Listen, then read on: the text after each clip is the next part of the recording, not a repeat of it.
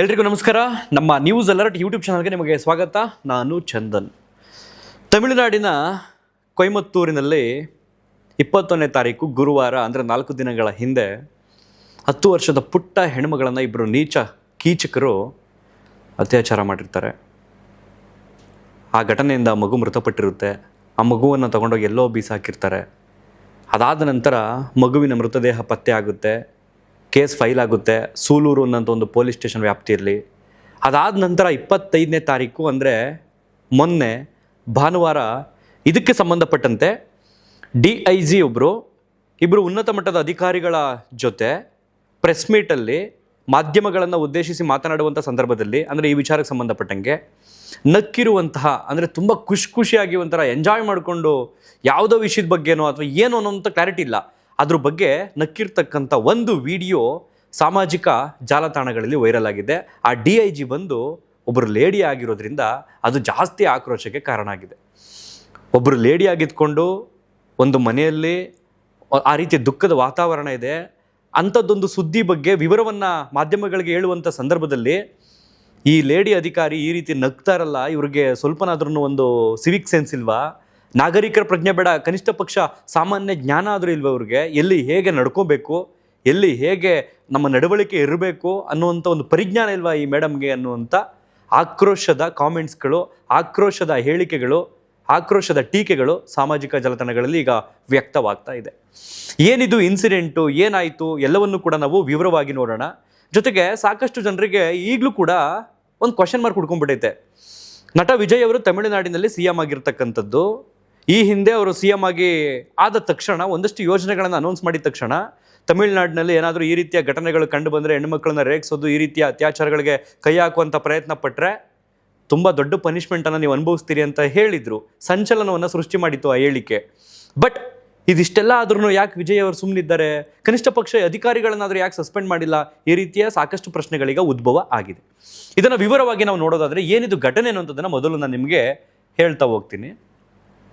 ತಮಿಳುನಾಡು ರಾಜ್ಯದ ಕೊಯಮತ್ತೂರು ಜಿಲ್ಲೆಯ ಸೂಲೂರು ಅನ್ನುವಂಥ ಒಂದು ಗ್ರಾಮ. ಆ ಸೂಲೂರು ಅನ್ನೋಂಥ ಒಂದು ಗ್ರಾಮದಲ್ಲಿ ಆ ಹೆಣ್ಮಗು ಹೆಸರು ಹೇಳೋದಕ್ಕಾಗಲ್ಲ, ಬಹಿರಂಗ ಪಡಿಸೋಂಗಿಲ್ಲ. ಆ ಫ್ಯಾಮಿಲಿ ಹೆಸರನ್ನು ಕೂಡ ಹೇಳುವಂತಿಲ್ಲ. 10 ವರ್ಷದ ಪುಟ್ಟ ಹೆಣ್ಮಗು, ಬಹುಶಃ ಒಂದು 5ನೇ ತರಗತಿ ಓದ್ತಿತ್ತೇನೋ ಹೆಣ್ಮಗು. ಮನೆಯಿಂದ ಒಂದು 100ರಿಂದ 200 ಮೀಟ್ರ್ ದೂರದಲ್ಲಿರ್ತಕ್ಕಂಥ ಅಂಗಡಿಗೆ ದಿನಸಿ ತರೋದಕ್ಕೆ ಹೋಗಿರುತ್ತೆ. ಮನೆಗೇನೋ ರೇಷನ್ನು, ಇದು ಫ್ಯಾಮಿಲಿಯವ್ರೇನೋ ಹೇಳಿರ್ತಾರಲ್ಲ ತಂದೆ ತಾಯಿ, ಅದನ್ನು ತಗೊಂಡು ಬರೋದಕ್ಕೆ ಆ ಹೆಣ್ಮಗು ಹೋಗಿರುತ್ತೆ. 1 ಅವರ್ ಆಗುತ್ತೆ, 2 ಅವರ್ ಆಗುತ್ತೆ, ಆ ಹೆಣ್ಮಗು ಮನೆಗೆ ಬರಲ್ಲ. ಇವರು ಎಲ್ಲೋ ಆಟ ಆಡೋಕೆ ಹೋಗೈತೆ, ನಮ್ಮ ಪಾಪು ನೋಡ್ಕೊಂಬರೋಣ ಹಾಗೆ ಹೀಗೆ ಅಂತ ಹುಡ್ಕಾಡಿದ್ದಾರೆ, ಇಲ್ಲ. ಅಂಗಡಿಗೆ ಬಂದೈತೆ ಅಂತಲೋ ವಿಚಾರಿಸಿದ್ದಾರೆ, ಇಲ್ಲ. ಅದಾದ ನಂತರ ಇವ್ರೇನು ಮಾಡ್ತಾರೆ, ಹುಡ್ಕಾಡ್ತಾರೆ, ಇಡೀ ಊರನ್ನೇ ಹುಡ್ಕಾಡ್ತಾರೆ, ಸಿಕ್ಕವರೆಲ್ಲರನ್ನೂ ಕೇಳ್ತಾರೆ, ಇಲ್ಲ ನಮಗೆ ಗೊತ್ತಿಲ್ಲ, ನಮಗೆ ಕಾಣಿಸಿಲ್ಲ, ನಮಗೆ ಗೊತ್ತಿಲ್ಲ, ಈ ರೀತಿಯ ಹೇಳಿಕೆಗಳೇ ಬರುತ್ತೆ. ತಕ್ಷಣ ಭಯ ಪಡ್ಕೊಂಡು ಏನು ಮಾಡ್ತಾರೆ, ಈ ಊರಿನ ವ್ಯಾಪ್ತಿಗೆ ಒಂದು ಪೊಲೀಸ್ ಸ್ಟೇಷನ್ ಬರುತ್ತೆ, ಸೂಲೂರು ಪೊಲೀಸ್ ಸ್ಟೇಷನ್ ಅಂತ. ಆ ಪೊಲೀಸ್ ಸ್ಟೇಷನ್ಗೆ ತಂದೆ ತಾಯಿ ಹೋಗಿ ಕಂಪ್ಲೇಂಟನ್ನು ಕೊಡ್ತಾರೆ. ಪೊಲೀಸರು ಏನು ಮಾಡ್ತಾರೆ, ಕಂಪ್ಲೇಂಟನ್ನು ತೆಗೆದುಕೊಂಡು ಹುಡುಕಲು ಆರಂಭಿಸ್ತಾರೆ. ಇಡೀ ದಿನ ಹುಡುಕ್ತಾರೆ, ಮಗು ಸಿಗಲ್ಲ. ಮಾರನೇ ಬೆಳಿಗ್ಗೆ ಆ ಊರಿಂದ 1.5 ಕಿಲೋಮೀಟರ್ ದೂರದಲ್ಲಿರ್ತಕ್ಕಂಥ ಒಂದು ಕೆರೆ, ಕನ್ನಂಪಾಳ್ಯಂ ಕೆರೆ ಅಂತ, ಆ ಕೆರೆ ಬಳಿ ಮಗುವಿನ ಮೃತದೇಹ ಸಿಗುತ್ತೆ. ಆ ತಂದೆ ತಾಯಿ ಅದು ಹೆಂಗೆ ಡೈಜೆಸ್ಟ್ ಮಾಡ್ಕೊಂಡ್ರೋ, ಆ ಇನ್ಸಿಡೆಂಟನ್ನು ಕಣ್ಣಾರೆ ನೋಡಿ, ಪೊಲೀಸರು ಆ ತಂದೆ ತಾಯಿಗೆ ಯಾವ ರೀತಿ ಹೇಳಿದ್ರು ನಿಮ್ಮ ಮಗು ಈ ರೀತಿ ಸಿಕ್ಕೈತೆ ಅಂತ, ಅದೆಷ್ಟು ಭರವಸೆಯಿಂದ, ಅದೆಷ್ಟು ಧೈರ್ಯದಿಂದ ಕಾಯ್ತಾ ಇದ್ರು ತಂದೆ ತಾಯಿ. ನಮ್ಮ ಪಾಪು ಎಲ್ಲೋ ಹೋಗಿರ್ತಾಳೆ ಅಥವಾ ಯಾರೋ ಕಿಡ್ನಾಪ್ ಮಾಡಿರ್ಬೋದು, ತಂದು ಕೊಡ್ತಾರೆ, ಈ ರೀತಿ ಲೆಕ್ಕಾಚಾರ ಇರುತ್ತೆ. ಬಟ್ ಮಗುವಿನ ಮೃತದೇಹ ಸಿಗುತ್ತೆ ಆ ಕೆರೆ ಬಳಿ. ಬೆಳಗ್ಗೆನೇ ಸಿಗುತ್ತೆ. ಪೊಲೀಸರು ಇನ್ಫಾರ್ಮ್ ಮಾಡ್ತಾರೆ ತಂದೆ ತಾಯಿಗೆ ಗೊತ್ತಾಗುತ್ತೆ ಅದು ನಮ್ಮದೇ ಮಗು ಅಂತ. ಈ ಕಡೆ ಮಗುವಿನ ಆ ಮೃತದೇಹವನ್ನು ಮರಣೋತ್ತರ ಪರೀಕ್ಷೆಗೆ ತಗೊಂಡೋಗ್ತಾರೆ. ಮರಣೋತ್ತರ ಪರೀಕ್ಷೆಯಲ್ಲಿ ಶಾಕಿಂಗ್ ವಿಚಾರ ಆಚೆ ಬರುತ್ತೆ. ಆ ಮಗು ಮೇಲೆ ಅತ್ಯಾಚಾರ ಆಗಿದೆ ಅನ್ನುವಂಥದ್ದು. ಒಬ್ಬರಲ್ಲ, ಇಬ್ಬರು ಅನ್ನುವಂಥದ್ದು ಗೊತ್ತಾಗುತ್ತೆ. ಅದಾದ ನಂತರ ಪೊಲೀಸರು ತನಿಖೆಯನ್ನು ಕೈಗೆತ್ತಿಕೊಂಡು ಹುಡುಕಕ್ಕೆ ಆರಂಭಿಸ್ತಾರೆ. CC ಕ್ಯಾಮ್ರಾ ಅವು ಇವು ಎಲ್ಲವನ್ನು ಕೂಡ ಪರಿಶೀಲನೆ ಮಾಡಿ 2 ಕೀಚಕರನ್ನು ಬಂಧಿಸ್ತಾರೆ. ಅದರಲ್ಲಿ ಒಬ್ಬ ಕೀಚಕ ಈ ಮಗು ಫ್ಯಾಮಿಲಿಗೆ ತುಂಬ ಹತ್ತಿರದವನಾಗಿರ್ತಾನೆ, ಅಂದರೆ ಪರಿಚಯಸ್ಥಾಗಿರ್ತಾನೆ. ಅವನ ಜೊತೆಗೆ ಇನ್ನೊಬ್ಬ ಯಾರನ್ನ ಫ್ರೆಂಡ್ನ ಕರ್ಕೊಂಡೋಗಿ ಈ ಅತ್ಯಾಚಾರವನ್ನು ಮಾಡಿರ್ತಾನೆ. ಸೊ ಆ ಇನ್ಸಿಡೆಂಟು ಯಾವಾಗ ಬೆಳಕಿಗೆ ಬರುತ್ತೆ, ಸಾಮಾಜಿಕ ಜಾಲತಾಣಗಳಲ್ಲಿ ತುಂಬ ವೈರಲ್ ಆಗುತ್ತೆ. ಯಾಕೆಂದರೆ ನಟ ವಿಜಯ್ ಅವರು ಮುಖ್ಯಮಂತ್ರಿಯಾಗಿ ಇನ್ನೂ 1 ತಿಂಗಳು ಕಳೆದಿಲ್ಲ. ಅಷ್ಟರೊಳಗಡೆ ಈ ರೀತಿಯ ಒಂದು ದುರ್ಘಟನೆ ನಡೆಯುತ್ತೆ ಆ ರಾಜ್ಯದಲ್ಲಿ ಅಂತಂದರೆ ಕಾನೂನು ಸುವ್ಯವಸ್ಥೆ ಹದಗೆಟ್ಟೈತೋ ಅಥವಾ ನಮ್ಮ ಜನರು ಮನಸ್ಥಿತಿ ಕುಲುಗೆಟ್ಟೈತೋ ಗೊತ್ತಿಲ್ವಲ್ಲಪ್ಪ ಅನ್ನುವಂಥ ಒಂದು ಲೆಕ್ಕಾಚಾರ ಜನರಿಗೆ. ಸೊ ಇಬ್ಬರನ್ನ ಅರೆಸ್ಟ್ ಮಾಡ್ತಾರೆ. ಅರೆಸ್ಟ್ ಮಾಡುವಂಥ ಸಂದರ್ಭದಲ್ಲಿ ಒಬ್ಬ ಏನು ಮಾಡ್ತಾನೆ, ತಪ್ಪಿಸ್ಕೊಂಡು ಬಿಲ್ಡಿಂಗ್ ಮೇಲಿಂದ ನೆಗೆಯಕ್ಕೆ ಹೋಗ್ತಾನೆ, ನೆಗೀತಾನೆ, ಕೈ ಕಾಲೆಲ್ಲ ಮುರ್ಕೊಂಡು ಫ್ರಾಕ್ಚರ್ ಆಗಿ ಅವನು ಹಾಸ್ಪಿಟ್ಲಿಗೆ ಅಡ್ಮಿಟ್ ಮಾಡ್ತಾರೆ. ಅವನ್ನ ಸದ್ಯಕ್ಕೆ ಈಗ ಅವನು ಕಾನೂನು ಬಂದಿಯಲ್ಲಿದ್ದಾನೆ. ಈಗ ಇಬ್ಬರನ್ನೂ ಅರೆಸ್ಟ್ ಮಾಡಿದ್ದಾರೆ. 20ನೇ ತಾರೀಕು ಗುರುವಾರ ನಡೆದಿದ್ದಂಥ ಇನ್ಸಿಡೆಂಟು. ಶುಕ್ರವಾರ ಮಗುವಿನ ಬಾಡಿ ಸಿಗುತ್ತೆ. ಭಾನುವಾರ ಇದಕ್ಕೆ ಸಂಬಂಧಪಟ್ಟಂತೆ DIG ಮೇಡಮ್ ಅವರು, ಅಂದರೆ ಡೆಪ್ಯೂಟಿ ಇನ್ಸ್ಪೆಕ್ಟರ್ ಜನರಲ್, ಒಂದು ಉನ್ನತವಾದಂಥ ಹುದ್ದೆ, IPS ಅಧಿಕಾರಿಯವರು, ಪ್ರಥಮ ದರ್ಜೆ ಅಧಿಕಾರಿಗಳವರೆಲ್ಲ. ಈ ಕೊಯಮತ್ತೂರು ಇದೆಯಲ್ಲ, ಆ ಕೊಯಮತ್ತೂರು ಒಂದು ರೇಂಜ್ ಆಗುತ್ತೆ. ಒಂದು 6ರಿಂದ 7 ಡಿಸ್ಟ್ರಿಕ್ಟ್ಗಳಿಗೆ ಈ ಮೇಡಮು DIG ಆಗಿರ್ತಾರೆ. ಇವ್ರ ಹೆಸರು ಬಂದು ರಮ್ಯಾ ಭಾರತಿ ಅಂತ, ರಮ್ಯಾ ಭಾರತಿ ಅಂತ. ಪ್ರೆಸ್ ಮೀಟ್ ಮಾಡಿರ್ತಾರೆ ಅವತ್ತು ಕೊಯಮತ್ತೂರಲ್ಲಿ. ಇದಕ್ಕೆ ಸಂಬಂಧಪಟ್ಟಂಗೆ, ಈ ಒಂದು ವಿಚಾರಕ್ಕೆ ಸಂಬಂಧಪಟ್ಟಂಗೆ ಮಾಧ್ಯಮಗಳಿಗೆ ಏನು ಇನ್ಸಿಡೆಂಟ್ ಅನ್ನುವಂಥದ್ದನ್ನು ಹೇಳ್ತಾ ಇರ್ತಾರೆ. ಅದು ಹೇಳೋಕ್ಕಿಂತ ಮುಂಚೆ ನಡೆದಿರ್ತಕ್ಕಂಥ ಕ್ಲಿಪ್ಪ ಇದು, ಅಥವಾ ಹೇಳಿ ಮುಗಿಸಿದ ಮೇಲೆ ನಡೆದಿರ್ತಕ್ಕಂಥ ಕ್ಲಿಪ್ಪ ಇದು, ಗೊತ್ತಿಲ್ಲ. ಅದು ಯಾರಿಗೂ ಕೂಡ ಗೊತ್ತಿಲ್ಲ. ಅಲ್ಲಿರ್ತಕ್ಕಂಥ ಮಾಧ್ಯಮದವ್ರಿಗೆ ಮಾತ್ರ ಗೊತ್ತಿರುತ್ತೆ, ಕ್ಯಾಮ್ರಾದಲ್ಲೇ ಸೆರೆ ಹಿಡಿದವ್ರಿಗೆ ಮಾತ್ರ ಗೊತ್ತಿರುತ್ತೆ. ಬಟ್ ಆ ಮೇಡಮ್ಮು ಕಿಲ ಕಿಲ ಕಿಲ ಕಿಲ ಅಂತ ನಗ್ತಾರೆ. ಅವ್ರ ಜೊತೆಗೆ ಇಬ್ಬರು IPS ಅಧಿಕಾರಿಗಳು ಕೂತಿದ್ದಾರೆ ಅಕ್ಕಪಕ್ಕ, ಅವರಂತೂ ಇನ್ನೂ ನಗ್ತಾ ಇದ್ದಾರೆ. ಬಹುಶಃ ಆ ಕಡೆ ಈ ಕಡೆ ಕೂತಿದ್ದಂಥ ಪುರುಷ IPS ಅಧಿಕಾರಿಗಳು ಮೇಡಮ್ ಅವ್ರಿಗೆ ಏನಾದರೂ ಫನ್ನಿಯಾಗಿ ಏನಾದರೂ ಹೇಳಿದ್ರು ಯಾವುದೋ ಇನ್ಸಿಡೆಂಟನ್ನು, ಅದನ್ನು ಮೇಡಮ್ಮು ತುಂಬ ಖುಷಿಯಾಗಿ ಎಂಜಾಯ್ ಮಾಡಿಕೊಂಡು ನಕ್ಕಿದ್ರು. ಮಿನಿಮಮ್ 2 ನಿಮಿಷ ನಕ್ಕವ್ರೆ. ಅದು ಯಾವ ರೀತಿ ನಕ್ಕವ್ರೆ ಅಂತಂದರೆ, ನಾವು ಯಾವುದಾದ್ರೂ ಒಂದು ಕಾರ್ಯಕ್ರಮದಲ್ಲಿ, ಫಂಕ್ಷನ್ಸಲ್ಲಿ ಭಾಗಿಯಾಗಿ ಯಾವುದಾದ್ರೂ ಫ್ರೆಂಡ್ಸ್ಗಳು ತುಂಬ ವರ್ಷ ಆದಮೇಲೆ ಸಿಕ್ಕಿ ಆ ಹಳೆ ನೆನಪುಗಳನ್ನು ನೆನಪು ಮಾಡ್ಕೊಂಡು ಬಿದ್ದು ನಗ್ತೀವಲ್ಲ, ಆ ರೀತಿ ನಕ್ಕಿದ್ದಾರೆ ಮೇಡಮ್ಮು. ಆ ವಿಡಿಯೋ ಸಾಮಾಜಿಕ ಜಾಲತಾಣಗಳಲ್ಲಿ ವೈರಲ್ ಆದಾಗ ಜನರಿಗೆ ಒಂದು ಪ್ರಶ್ನೆ ಹುಡ್ಕೊಳ್ತು, ನೀವು ಹೋಗಿರೋದು ಯಾವ ಇನ್ಸಿಡೆಂಟನ್ನು ಮಾತಾಡೋದಕ್ಕೆ? ಆ ಪ್ರೆಸ್ ಮೀಟ್ ಉದ್ದೇಶ ಏನು? ಆ ಪ್ರೆಸ್ ಮೀಟ್ನಲ್ಲಿ ನೀವು ಮಾಧ್ಯಮಗಳ ಮುಂದೆ, ಕ್ಯಾಮ್ರಾಗಳ ಮುಂದೆ ಕೂತ್ಕೊಂಡು ಎಂಜಾಯ್ ಮಾಡ್ಕೊಂಡು ನಗ್ತಾ ಇದ್ದೀರಲ್ಲ, ನೀವು ನಿಜಕ್ಕೂ ಜನರಿಗೆ ರಕ್ಷಣೆ ಕೊಡ್ತೀರಾ? ನೀವು ನಿಜಕ್ಕೂ ಪೊಲೀಸರ? ನೀವು ನಿಮ್ಮನ್ನು ಯಾವ ರೀತಿ ನಂಬಬೇಕು ಇನ್ಮೇಲೆ ನಾವು ಜನ? ಆ ವಿಡಿಯೋವನ್ನು ಏನಾದರೂ ಆ ಮಗುವಿನ ತಂದೆ ತಾಯಿ ನೋಡಿದ್ರೆ ಅವರೆಷ್ಟು ದುಃಖ ಪಡಬೇಕು. ನಮ್ಮ ಮಗುವಿನ ವಿಚಾರವನ್ನು ಮಾತಾಡುವಂಥ ಸಂದರ್ಭದಲ್ಲಿ ಅಧಿಕಾರಿಗಳು ಈ ಥರ ನಗ್ತಿದಾರಲ್ಲ, ಮಜಾ ತಗೊಂಡು ಯಾವುದೇ ವಿಷಯ ಆಗಿರ್ಬೋದು, ಈ ವಿಷಯವನ್ನು ಬಿಟ್ಟು ಪರ್ಸ್ನಲ್ ವಿಷಯನೇ ಇರ್ಬೋದು, ಆ ಸಂದರ್ಭದಲ್ಲಿ ನಗ್ತಾ ಕೂತಿದ್ದಾರಲ್ಲ ಅಧಿಕಾರಿಗಳು, ಯಾವ ನ್ಯಾಯ ಇದು, ಯಾವ ವ್ಯವಸ್ಥೆ ಅಂತ ತಂದೆ ತಾಯಿಗೆ ಅನ್ಸಲ್ವಾ ಅಂತ ಸಾಮಾಜಿಕ ಜಾಲತಾಣದ ಜನ ರೊಚ್ಚಿಗೆದ್ದಿದ್ರು. ವಿಡಿಯೋ ವೈರಲ್ ಆಯಿತು. ಮೊಟ್ಟ ಮೊದಲ ಬಾರಿಗೆ ಈ ಇನ್ಸಿಡೆಂಟನ್ನು ನಿಧಾನಕ್ಕೆ ತಗೊಂಡೋದಾಗ ಗೊತ್ತಾಗಿದ್ದು, ಫಸ್ಟು ಪ್ರಸಾರ ಆಗಿದ್ದು ಸನ್ ನ್ಯೂಸಲ್ಲಿ. ಸನ್ ನ್ಯೂಸ್ ಬಂದು DMK ಪಕ್ಷದ ಆಡಳಿತದಲ್ಲಿರ್ತಕ್ಕಂಥ ಒಂದು ಚಾನಲ್, ಕಂಟ್ರೋಲಲ್ಲಿರ್ತಕ್ಕಂಥ ಒಂದು ಚಾನಲ್ ಅವರದೇ, ಆ ಸನ್ ನ್ಯೂಸ್ ಮೊದಲು ಪ್ರಸಾರ ಆಗಿದ್ದು ಅದರಿಂದನೇ ಆಗಿರೋದ್ರಿಂದ ಬಹುಶಃ ಇಲ್ಲಿ ವಿಜಯ್ ಅವರನ್ನ ಟಾರ್ಗೆಟ್ ಮಾಡೋದಕ್ಕೆ ಸನ್ ನ್ಯೂಸ್ ಆಡಳಿತದ ಮೇಲೆ ಜನರಿಗೆ ಒಂಥರ ಕೋಪ ಬರೋದಕ್ಕೆ ಮಾಡಿರಬಹುದು ಅನ್ನುವಂಥ ಒಂದು ಲೆಕ್ಕಾಚಾರ ಇತ್ತು. ಅದಾದ ನಂತರ ANI ಅನ್ನುವಂಥ ಒಂದು ಸಂಸ್ಥೆ ಈ ಮೇಡಮ್ ಅವ್ರನ್ನ ಇದೆಲ್ಲ ಆದಮೇಲೆ 1 ಅವರ್ ಬಿಟ್ಟು ಚಿಟ್ ಮಾಡಿರ್ತಾರೆ 1 to 1.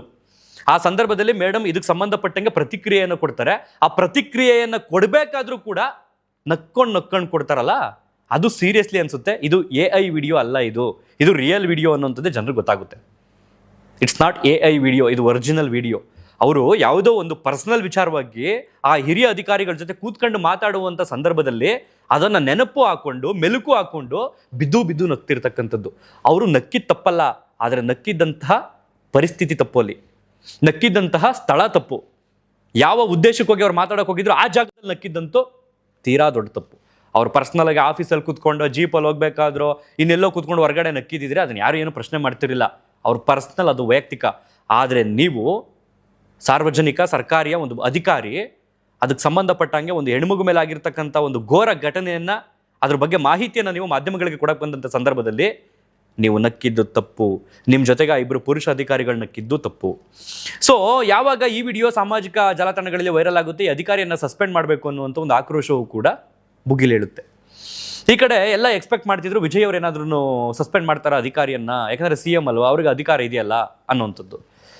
ಅದಾದಮೇಲೆ ಒಂದಷ್ಟು ಸುಳ್ಳು ಸುದ್ದಿಗಳು ಕೂಡ ಬಂತು. ವಿಜಯ್ ಅವರು, ನಟ ಇದು CM ವಿಜಯ್ ಅವರು ಆ ಅಧಿಕಾರಿಯನ್ನು ಸಸ್ಪೆಂಡ್ ಮಾಡಿದ್ರು ಅಂತ. ಇದುವರೆಗೂ ಸಸ್ಪೆಂಡ್ ಆಗಿಲ್ಲ ಆ 2 ಪುರುಷ ಅಧಿಕಾರಿಗಳಾಗಲಿ, ಆ ಮೇಡಮ್ ಆಗಲಿ ಇದುವರೆಗೂ ಸಸ್ಪೆಂಡ್ ಆಗಿಲ್ಲ. ಯಾಕೆ ಹಾಗಾದರೆ ಗೊತ್ತಿಲ್ಲ. ಈ ಕಡೆ ನಟ ವಿಜಯ್ ಅವರ ಅಥವಾ CM ವಿಜಯ್ ಅವರ ಸಂಪುಟಕ್ಕೆ ಸೇರ್ಪಡೆಯಾದಂಥ ಕೀರ್ತನ ಅನ್ನುವಂಥ ಒಬ್ಬರು ಸಚಿವೆ, ಇದಕ್ಕೆ ಸಂಬಂಧಪಟ್ಟಾಗೆ ಮಾಧ್ಯಮಗಳು ಒಂದು ಪ್ರಶ್ನೆನ ಕೇಳ್ತಾರೆ. ಬಹುಶಃ ಅದು ಎಡಿಟಿಂಗ್ ವಿಡಿಯೋನ ಅಥವಾ ರಿಯಾಲಿಟಿ ವಿಡಿಯೋನ, ಈಗಲೂ ಕೂಡ ಕನ್ಫ್ಯೂಷನ್ ಆಗ್ತೈತೆ ಅಲ್ಲಿನ ಪಾಲಿಟಿಕ್ಸ್ ವಿಚಾರದಲ್ಲಿ.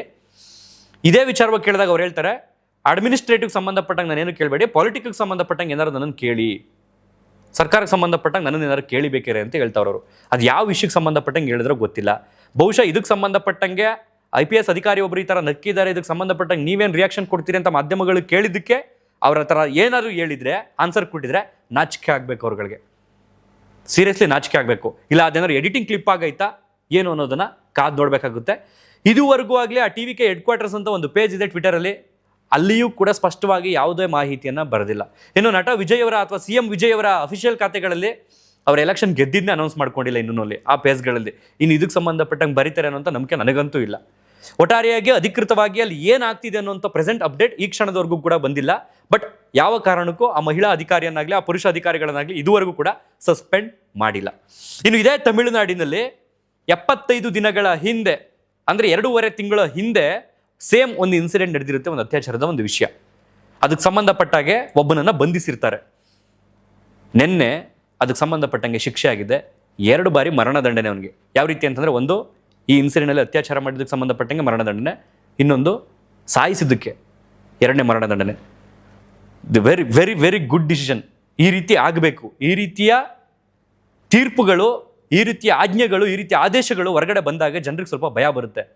ಆ ಫ್ಯಾಮಿಲಿಗೆ ಪರಿಚಿತನಾಗಿದ್ಕೊಂಡ ಒಬ್ಬ ಕಚ್ಚಡ ನನ್ನ ಮಗ ಹೋಗಿ ಇನ್ನೊಬ್ಬನ ಜೊತೆ ಸೇರ್ಕೊಂಡ ಮಗುನ ಹೋಗಿ ಆ ಥರ ಕಿಡ್ನ್ಯಾಪ್ ಮಾಡಿ 10 ವರ್ಷದ ಮಗುರಿ, ನಾಚಿಕೆ ಆಗಬೇಕು ಈ ಕಚ್ಚಡ ನನ್ನ ಮಕ್ಕಳುಗಳಿಗೆ. ನಮ್ಮ ಸುತ್ತಮುತ್ತ ಬದುಕ್ತವ್ರಲ್ಲ ಈ ಕುಲಿಗೆಟ್ ನನ್ನ ಮಕ್ಕಳುಗಳು, ಈ ನೀಚ್ ನನ್ನ ಮಕ್ಕಳುಗಳು, ಇವ್ರುಗಳಿಗೆಲ್ಲ ನಾಚಿಕೆ ಆಗಬೇಕು. ನಮ್ಮ ಅಕ್ಕಪಕ್ಕದಲ್ಲೇ ಇದ್ದಾರೆ, ಕಾಣ್ದಂಗಿದ್ದಾರೆ. ಇಂಥ ವಿಷಯಗಳು ಬಂದಾಗ ಸ್ವಲ್ಪ ಅಲರ್ಟ್ ಆಗ್ತಾರೆ. ಇಂಥ ವಿಷಯಗಳು ಸ್ವಲ್ಪ ಮಾಸು ಹೋಗ್ತಾ ಇದ್ದಾವೆ, ಮರೆ ಆಗ್ತಿದ್ದಾವೆ, ಮರ್ತೋದ್ರ ಜನ ಅನ್ನುವಂಥದ್ದು ಬಂದಾಗ ಮತ್ತೆ ಇಂಥ ಕಚ್ಚಡಗಳು ಆಚೆಗೆ ಬರ್ತಾರೆ. 10 ವರ್ಷದ ಹೆಣ್ಮಗು ಇಟ್ಕೊಂಡು ಅದು ಏನು ಎಂಜಾಯ್ ಮಾಡೋಕೆ ಹೋದ್ರೆ ನನ್ನ ಮಕ್ಕಳು ನನಗಂತೂ ಗೊತ್ತಿಲ್ಲ. ಆ ತಂದೆ ತಾಯಿ ಅದು ಯಾವ ರೀತಿ ಡೈಜೆಸ್ಟ್ ಮಾಡ್ಕೊಳ್ತಾರೋ ಅರ್ಥವೇ ಆಗ್ತಿಲ್ಲ. ಆ ಭಗವಂತ ಮಗುವಿನ ಆತ್ಮಕ್ಕೆ ಶಾಂತಿಯನ್ನು ದೊರಕಿಸ್ಕೊಡ್ಲಿ. ಯಾರು ಈ ಇನ್ಸಿಡೆಂಟಲ್ಲಿ ಭಾಗಿಯಾಗಿದ್ದಲ್ಲ, ಇಬ್ಬರು ಈ ಕೀಚಕರು, ಈ ನೀಚರು, ಅವ್ರುಗಳಿಗೆ ಮರಣದಂಡನೆ ಆಗಬೇಕು. ಈ ಅಧಿಕಾರಿಗಳು ಆ ಪ್ರಸಂಗದಲ್ಲಿ ಅಲ್ಲದೆ ಹೊರಗಡೆ ಎಲ್ಲರೂ ನಕ್ಕಿದ್ರು ಅವ್ರು ಪರ್ಸ್ನಲ್ ಅಂತ ಅನ್ಬೋದಿತ್ತು. ಆದರೆ ಇದೇ ವಿಷಯವಾಗಿ ಮಾತನಾಡೋಕ್ಕೆ ನೀವು ಕೂತಂಥ ಸಂದರ್ಭದಲ್ಲಿ ನಕ್ಕಿದಿರಲ್ಲ, ವೆರಿ ವೆರಿ ಬ್ಯಾಡ್. ಸೊ ಈ ಒಂದು ವಿಡಿಯೋ ವೈರಲ್ ಆಯ್ತಲ್ಲ, ಅಷ್ಟು ಮಾಧ್ಯಮಗಳಿದ್ದಾವೆ, ಅಷ್ಟು ಮೀಡಿಯಾ ಪರ್ಸನ್ಸ್ ಇದ್ದಾರೆ ಅಲ್ಲಿ. ಒಬ್ರದಾದ್ರೂ ಆಡಿಯೋ ರೆಕಾರ್ಡ್ ಆಗಲಿಲ್ವಾ? ಮೇಡಮ್ ನಗ್ತಾ ಇರೋದು, ಒಂದು ಕೂಡ ಆಡಿಯೋ ಕ್ಲಿಪ್ ಸಿಕ್ಕಿಲ್ಲ ಎಲ್ಲೂ ಕೂಡ. ಎಲ್ಲ ಬರೀ ವಿಡಿಯೋ ಕ್ಲಿಪ್ ಇದೆ, ಆಡಿಯೋ ಮ್ಯೂಟ್ ಇದೆ. ಅದು ಯಾಕೆ ಅನ್ನೋಂಥದ್ದು ಈಗಲೂ ಕೂಡ ಗೊತ್ತಿಲ್ಲ. ಅಧಿಕೃತವಾಗಿ ವೆಯ್ಟ್ ಮಾಡಿ ನೋಡೋಣ. ನಾವು ಜಡ್ಜ್ಮೆಂಟ್ಗೆ ಬರೋದಕ್ಕಾಗಲ್ಲ. ಬಟ್ ಅದು AI ವಿಡಿಯೋ ಆಗಿದ್ದರೆ ನಾನು ಮಾತೇ ಆಡ್ತಿರ್ಲಿಲ್ಲ.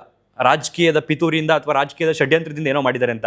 ಬಟ್ ಅದು AI ವಿಡಿಯೋ ಅಲ್ಲೋ ಅನ್ನೋಂಥದ್ದು ಕನ್ಫರ್ಮ್ ಆದಮೇಲೆ ಆ ಒಂದು ಜಾಗದಲ್ಲಿ ಮೇಡಮ್ ನಕ್ಕಿದ್ದು ತಪ್ಪು, ಮೇಡಮ್ ಜೊತೆಗೆ ಅಧಿಕಾರಿಗಳು ನಕ್ಕಿದ್ದು ತಪ್ಪು. ಸೊ ನನ್ನಂಥವ್ರಿಗೆ, ಸಾಮಾನ್ಯ ಜನರಿಗೆ, ನಾಗರಿಕರಿಗೆ ಏನನ್ಸುತ್ತೆ ಗೊತ್ತಾ? ಅಧಿಕಾರದ ರೂಪದಲ್ಲಿ ಕೂತಿರ್ತಕ್ಕಂಥ ನೀವು ಮನುಷ್ಯರೋ ಅಥವಾ ರಾಕ್ಷಸರೋ ಆ ರೀತಿ ನಗ್ತಾ ಕೂತಿದ್ದೀರಲ್ಲ, ಆ ಒಂದು ಇನ್ಸಿಡೆಂಟ್ ನಡೆದಿರ್ತಕ್ಕಂಥ ಒಂದು ವಿಚಾರದಲ್ಲಿ ಅಂತ ಅನಿಸುತ್ತೆ. ಇದಿಷ್ಟು ಹೇಳ್ತಾ ಈ ಒಂದು ವಿಡಿಯೋನ ಇಲ್ಲಿಗೆ ಮುಗಿಸ್ತಾ ಇದ್ದೀನಿ. ನಿಮ್ಮ ಅನಿಸಿಕೆ ಅಭಿಪ್ರಾಯಗಳನ್ನು ಕಾಮೆಂಟ್ ಬಾಕ್ಸ್ನಲ್ಲಿ ಬರೆದು ತಿಳಿಸಿ. ಇದು ರಾಜಕೀಯಕ್ಕೆ ಸಂಬಂಧಪಟ್ಟಂಗೆ ನಡೆದಿರ್ತಕ್ಕಂಥ ಷಡ್ಯಂತ್ರನ ಅಥವಾ ರಿಯಾಲಿಟಿನ, ಅಥವಾ ಮೇಡಮ್ಗೆ ಏನಾದ್ರು ಬುದ್ಧಿ ಭ್ರಮಣೆ ಆಗೈತಾ ಕಾದು ನೋಡಬೇಕಾಗುತ್ತೆ. ಇದಕ್ಕೆ ಸಂಬಂಧಪಟ್ಟಂಗೆ ಅಲ್ಲಿನ ಸರ್ಕಾರದ ಮುಖ್ಯಮಂತ್ರಿ ವಿಜಯ್ ಅವರು ಏನು ನಿರ್ಧಾರವನ್ನು ತೆಗೆದುಕೊಳ್ತಾರೆ, ಆ ಸಚಿವೆ ನಿಜಕ್ಕೂ ಇದೇ ಇನ್ಸಿಡೆಂಟ್ ಸಂಬಂಧಪಟ್ಟಂಗೆ ಕೊಟ್ಟಂಥ ಹೇಳಿಕೆನದು ಎಲ್ಲವನ್ನೂ ಕೂಡ ನಾವು ಕಾದು ನೋಡಬೇಕಾಗುತ್ತೆ ಅಂತ ಹೇಳ್ತಾ ಈ ಒಂದು ವಿಡಿಯೋನ ಇಲ್ಲಿಗೆ ಮುಗಿಸ್ತಾ ಇದ್ದೀನಿ. ಧನ್ಯವಾದ. ಇಷ್ಟೊತ್ತು ಈ ಒಂದು ವಿಡಿಯೋನ ನೋಡೋದಕ್ಕೆ ಥ್ಯಾಂಕ್ ಯು.